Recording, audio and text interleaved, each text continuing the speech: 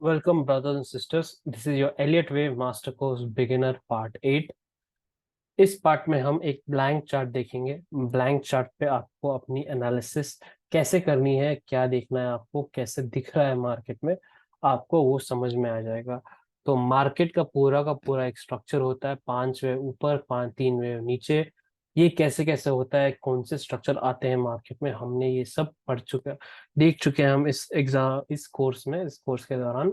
आपने impulse wave जो होता है 1 2 3 4 5, उससे क्या उसूल होते हैं, एबीसी और एबीसी के डिफरेंट डिफरेंट स्ट्रक्चर, अलग अलग तरीके के जो बनते हैं, ट्रायंगल्स हो गया, डायगोनल्स हो गया, आपका फ्लैट, इरेगुलर फ्लैट, ये सब आपने पढ़ लिया है ना।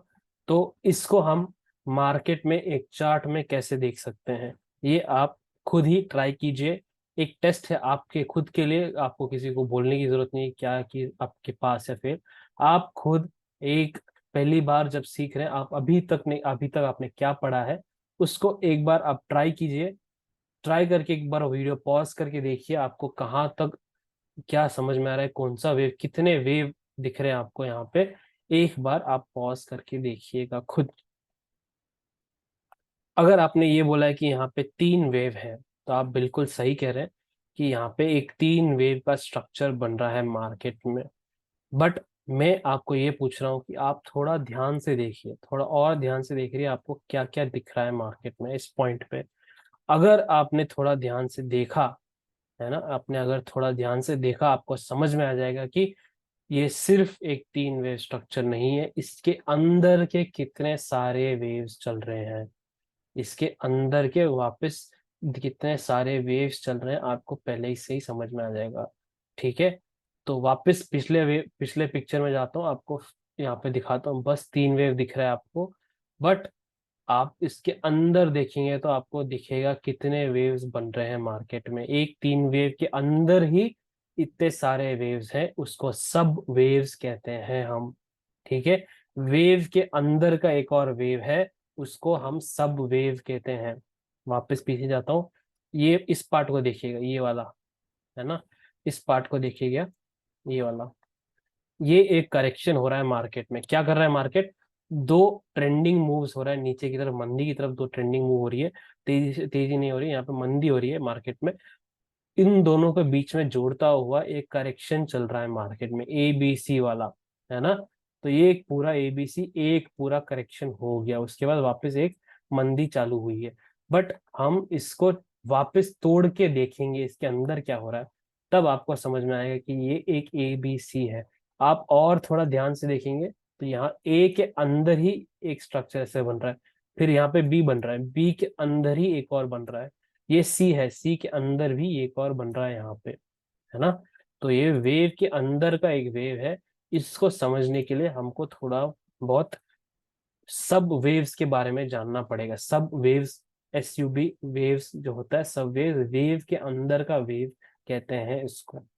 यहाँ पे आपको दिख रहा होगा कि यहाँ से एक मंदी स्टार्ट हुई है मार्केट में, बट यहाँ पे 1 2 उसके बाद थर्ड, अब ये थर्ड वेव के अंदर ही ऐसे कोई वेव्स चल रहे हैं मार्केट में, है ना। तो थर्ड वेव के अंदर कुछ वेव्स हैं, उसको सब वेव्स कहते हैं हम, है ना। वैसे ही मार्केट में यहाँ पे एक वेव 4 स्टार्ट हुई है, करेक्शन। तो ये वेव 4 कहाँ तक जा सकता है, क्या हम इसको अंदाज लगा सकते हैं कि वेव 4 कहाँ तक जा सकता है? हाँ, हम लगा सकते हैं बिल्कुल। यहाँ से एक वेव 4 आई है, ये हम अंदाज लगा सकते हैं कि ये वेव 4 कहाँ तक जा सकता है। ठीक है, हमको अगर ये पूरा का पूरा मंदी पकड़ना है, क्या हम पकड़ सकते हैं, ये सवाल है। तो उसको पकड़ने के लिए हमको ये समझना पड़ेगा कि यहाँ पे जो ए बी सी आ रही है, ये सी कहाँ तक जा सकता है। अगर ये सी इस पॉइंट तक जा सकता है और वहां से वापस घूमता है मार्केट, हमको ये पूरा का पूरा मंदी हम पकड़ सकते हैं, है ना। तो ये सब हमारे को हमको जानना पड़ेगा कैलकुलेट करने के लिए। कैलकुलेशन हम हिसाब लगा सकते हैं, और अगला वेव जो है कहाँ तक जा सकता है, ये सब एक ट्रेडर को जानना बहुत ही इंपॉर्टेंट है। एक एलियट वेव एनालिस्ट को समझना ये बहुत इंपॉर्टेंट है। ठीक है, इसके बारे में हम इंटरमीडिएट स्टेज में पढ़ेंगे कि मार्केट क्या क्या कर सकता है। तो वैसे ही ट्रेडर्स को क्या जानना है, क्या जो वेव चल रहा है वो कब खत्म होगा और अगला वेव स्टार्ट होगा कब, है ना।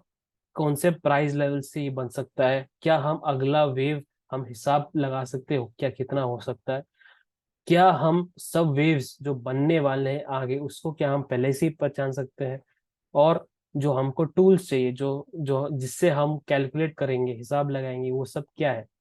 टूल्स जो रिक्वायर्ड है हमारे लिए हिसाब लगाने के लिए, जैसे फिबोनाची का रिट्रेसमेंट हो गया, एक्सपेंशन हो गया, एक्सटेंशन लाइन हो गया, ये सब हम कौन से टूल्स कहाँ पे लगाने हैं अगले वेव कैलकुलेट करने के लिए या फिर चेक करने के लिए कि हमारा वेव सही है कि नहीं, ये सब हमको अगले स्टेज में समझ में आएगा, है ना? अगला स्टेज थोड़ा और डिफिकल्ट हो जाएगा कि आपको और थोड़ा क्लैरिटी मिलेगी। हाँ भाई, आपके जो ये सब सवाल है पहले से अगर हमको पता होगा, सपोज आपको पता है कि कोई बड़ी वाली वेव आने वाली है, पहले से आपको पता है कि यहाँ से एक एरिया से स्टार्ट हो सकता है ना? यहाँ से अगर स्टार्ट हो गया वेव तो हमको अच्छा सा एक वेव पकड़ने को मिल सकता है, तो आपको उसको एनालिसिस करना पड़ेगा।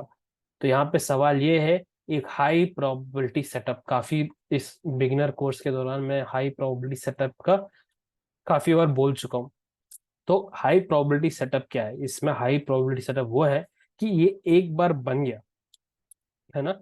एक बार ये बन गया तो इसके बाद का हमको पूरा का पूरा समझ में आ जाएगा कि हाँ भाई ये बन गया है, तो इसके बाद एक अच्छी वाली तेजी या फिर अच्छी वाली मंदी आने वाली है मार्केट में, तो हम पहले से ही रेडी रहेंगे या तैयार रहेंगे कि हम पकड़ने के लिए, है ना? इसको हाई प्रोबेबिलिटी सेटअप बोलते हैं। और मैंने काफी बार इस दौरान, इस कोर्स के दौरान बोला हाई प्रोबेबिलिटी सेटअप क्या है। आपको कमेंट्स में लिखना पड़ेगा कि कौन से हाई प्रोबेबिलिटी सेटअप आपको याद है। तो आप कमेंट्स में लिखिए, मैं बस हाँ या ना आपको बोल दूंगा कि आप सही है कि गलत, है ना? तो आपको कोई दिक्कत नहीं है, सही हो कि गलत, कोई इसमें फर्क नहीं पड़ता, आप सीख रहे हैं, वो यहाँ पे सबसे ज्यादा महत्व रखता है कि आप कुछ सीख रहे हैं यहाँ पे मार्केट में। आपको वापस मिलता हूँ इंटरमीडिएट स्टेज में, वहां पे हम थोड़ा ज्यादा और अच्छी तरह से वेव्स कैलकुलेट करना सीखेंगे और बढ़िया तरीके से हम वेव्स को पहचानेंगे। Alright, see you in the next stage.